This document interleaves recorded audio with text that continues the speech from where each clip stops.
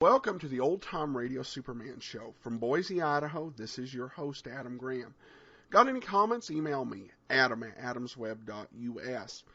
Please cast your vote for the show on Podcast Alley, and remember to check out Laser and Sword for the latest in new serial fiction adventures. And that's laserandsword.com. Well, we continue our look at the stars of Superman. Next up is Joan Alexander, who played the role of Lois Lane. In terms of what other roles she had, she focused mostly on being a voice actor.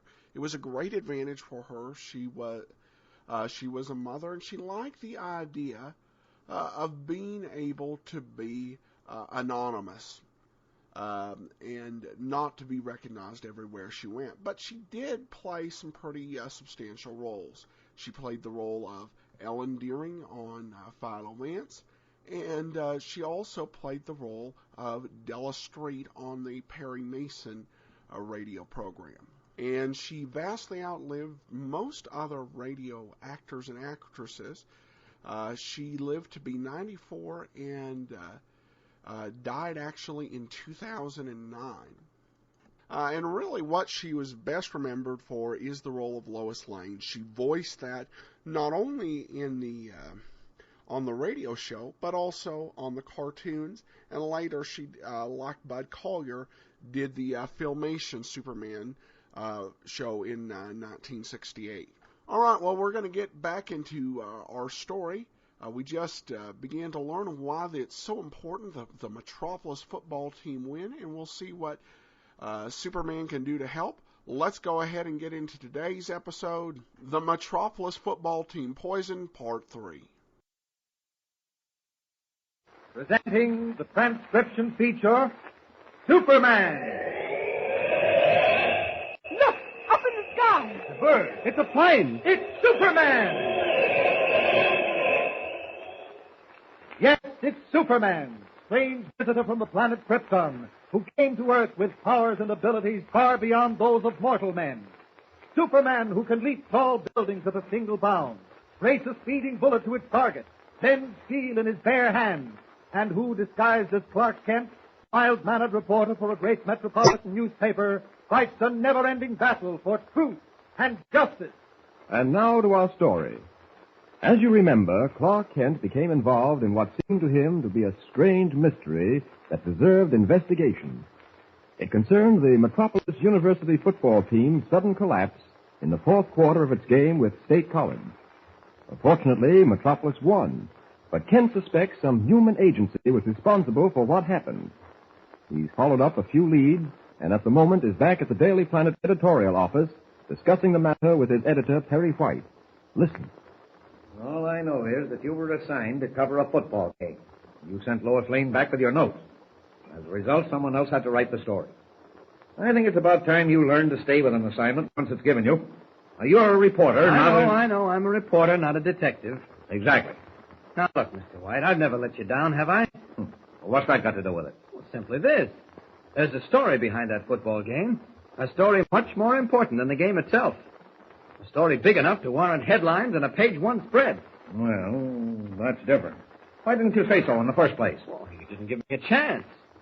However, it isn't ready to break yet. Oh, I see. Another of your wild dreams, eh? As a matter of fact, Lois did mention that you were off on a wild goose chase again. She said you didn't even wait to see the end of the game. You dashed off 5 minutes before the final whistle blew. Oh, she's right. This is what happened. The Metropolis team went to pieces in the last quarter. Bob Harris, the captain, fainted on the field, and the rest of the men were staggering around like a bunch of dazed high school freshmen. Well, it didn't seem natural, so I had a talk with Spike Taylor, the coach.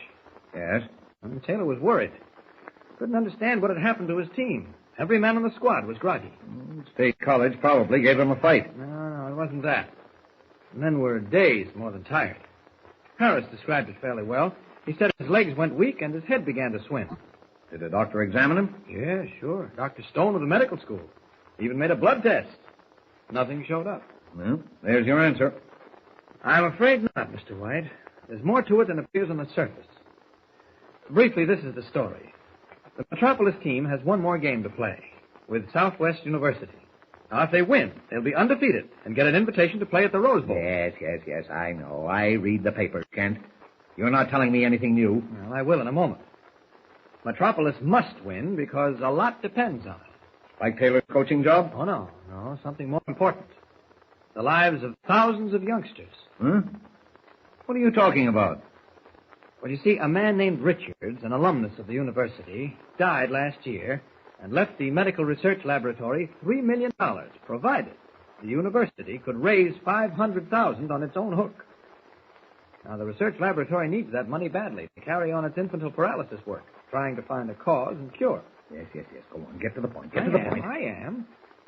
They've raised $300,000 so far, and if the team wins its final game and goes to the Rose Bowl, the university's share of the gate receipts will give them the money they need to get the legacy. Well, that's a nice human interest story, but it's not page one by any manner of means. Oh, the page one story is yet to come. You see, despite the fact that Dr. Stone found nothing wrong with Bob Harris, I didn't like the look of things. So I had a talk with Professor Nelson, dean of the medical school. I learned from him that if the university failed to raise the $500,000 by next month, the $3 million legacy went to someone else. Who? That's what I wanted to know. So I checked with John Quincy, the lawyer who handled the will. But he refused to give me any information. But he did let slip that 3 people would benefit if the university didn't get the legacy. Now, do you see the possibility of a page one story? Yes. It's pretty far-fetched. You think that one of the 3 people is trying to keep the university from getting the $3 million. Uh-huh. By putting the football team out of commission. Yeah, that's Frank Merrill stuff, Kent. Doesn't happen in real life. Who are the 3 possible heirs? That's what I don't know. The will hasn't been filed with the court yet. But Quincy, the lawyer, knows. Somehow, I've got to get him to cooperate. Frankly, I think you're wasting your time. I thought you really had something, but all you've got are... An important message for you. What do you mean by breaking in here like a cyclone? I thought I told you last week. Sorry, Mr. White, but the boy who delivered it said it was urgent. I don't care what it is. Get out. Okay. Well, let me have the message, Jimmy. Oh, I'm sorry. Here. Thanks. Get out, I said. I'm going, Mr. White. You scared the daylights out of that poor kid. Well, the next time I'll whip the daylights out of him. This is supposed to be a private office, not a three-ring circus. By rights, I should fire that young whippersnapper. He's entirely too fresh. Oh, Jimmy's not fresh. He's just eager. Anyway, you won't fire him, so why talk about it? Your bark is much worse than your bite. Oh, is that so? Yes, that's so. Well, why don't you read that message if it's so all-fired important? I will. My bark is worse than my bite. What we need around here is more discipline. Great Scott. What's the matter? A moment ago, Mr. White, you said you thought I was wasting my time on this football team story. All right, look at this. Clark Kent, Daily Planet. This is a little friendly advice. Keep your nose out of other people's business, or you won't be using it to breathe with very long. Uh-huh. If that's not a threat, I never read one. It's not signed. Who delivered it? I think Jimmy mentioned a messenger boy. We'll ask him. Jimmy! Oh, Jim! Okay, I know. I was expecting it. Come in a minute, Jim. What were you expecting? This. You don't have to tell me. I know. I'm fired. Oh, don't be silly. You should be fired, you young... Oh, what's the use? This had nothing to do with being fired, Jimmy. What we want to know is who delivered this message to me. Why, just a boy. A messenger boy? No, just a boy like me. Nobody could be quite like you. Would you recognize the boy if you saw him again? Gosh, I don't know. I didn't pay much attention to him. Of course not. Is something wrong, Mr. Kent? Did I make a mistake? No, Jimmy. No. We just thought the letter had been delivered by a uniformed messenger. I think I'll take a run over to the university and see Dr. Nelson. I better call him first. Use my phone. Okay. Get me the medical research laboratory at Metropolis University. That's right. Thank you. She'll call me when she gets there. Well, what are you hanging around for? Who, me? No, my grandmother. Oh, can I stay? What do you think this is? A railroad station waiting room? Jimmy's not in the way, Mr. White. Let him stay. Now, look here, Kent. Wait. Hello. Is this Professor Nelson? Oh, Dr. Stone. Is Professor Nelson there? This is Clark Kent. I see. Wait just a minute, will you please? Quiet, please, Mr. White. Hello. Yes, well, when he comes back, will you please tell him I'm on my way over to the university? Yes, something very important has come up. I'll be there in 10 minutes. Thank you. Nelson stepped out for a moment, but he'll be back by the time I get there. Hey, wait a minute.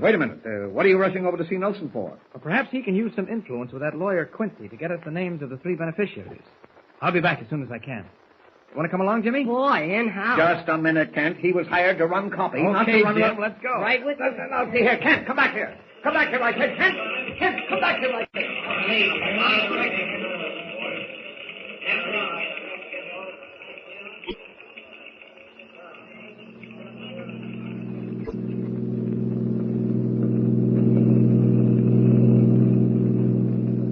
Mr. White's going to be mad as a wet hen. He didn't want you to take me. Now, don't you worry, Jimmy. He'll forget all about it before we get back. Well, what are you going to do at the university? Watch the team practice? No, we're going up to the research laboratory to see Professor Nelson. You like the monkeys and the gorilla. Monkeys and a gorilla. Uh-huh. Dozens of little white-faced rhesus monkeys and a huge 400-pound gorilla. They call him Hercules. Gosh, he doesn't walk around free, does he? Well, hardly. He's locked in a cage. Well, what's he doing in the laboratory? Well, I suppose Professor Nelson and Dr. Stone experiment on him. You know, monkeys and gorillas are a lot like human beings. Yeah, I know. I saw a couple of gorillas in the movies. They danced and played the piano and smoked cigars. They were probably apes or chimpanzees. Gorillas are a little too vicious to train. There's a big one in the circus that comes to Metropolis every year. Oh, that's right, Gargantua. Is Hercules as big as Gargantua? Well, not quite. He's big enough. We'll see. Well, here we are. Guess I can park here. All right, Jim, come on. Okay. Which way, Mr. Kent? That's the medical building over there, that old brick structure. Do they keep the monkeys in cages, too? Mm-hmm. Small wire cages. I'll bet they're cute. Yes, but noisy. Shadow all the time. Watch your step here, Jimmy. The laboratory's down in the basement. I think this is the door. It sure is. Listen to those monkeys. Where's Hercules, the gorilla? He's in a cage around that bend in the room, Jim. Doesn't seem to be anybody here. Professor Nelson? Maybe he's out to dinner. No, Dr. Stone said he was coming right back. I told him I'd be over in 10 minutes. Can I see the gorilla, Mr. Kent? Sure, of course you can. He's right around that bend. Oh, I know, but if you'd come too, There's nothing to be afraid of, Jimmy. He's in a cage. Okay. Professor Nelson? Dr. Stone? That's funny. No soul here. I wonder whether they got... Help! Help! Jimmy! What's the matter? Help! Jimmy! Jimmy! Well, something serious has happened around the bend in the laboratory room. Did Jimmy get too close to the cage? And has the gorilla caught him in its powerful grip? Why is he screaming for help? It looks like trouble ahead and plenty of it, so don't miss a single exciting episode. Tune in and listen with Superman. Don't forget, tune in again for the next thrilling episode with Superman. Look! Up in the sky! A bird. It's a plane. It's Superman. Superman is a copyrighted feature appearing in Action Comics magazine. Welcome back. That one remark in there about the gorilla in the circus called to mind an episode of the 1940s Superman cartoons, and the title of it was Terror on the Midway, and it came out on August 28, 1942. And the name of the gorilla in this one, rather than Gargantua, was Gigantic, which means similar things. So maybe the cartoon may have inspired an idea for a writer left in the back of their head, and then like, hey, I got an idea of what we're going to do at the circus. All right, well, that'll wrap this episode up. We'll be back on Wednesday with another episode. Got any comments? Send them to me, adam@adamsweb.us. Please cast your vote for the show on Podcast Alley. But from Boise, Idaho, this is your host, Adam Graham, signing off.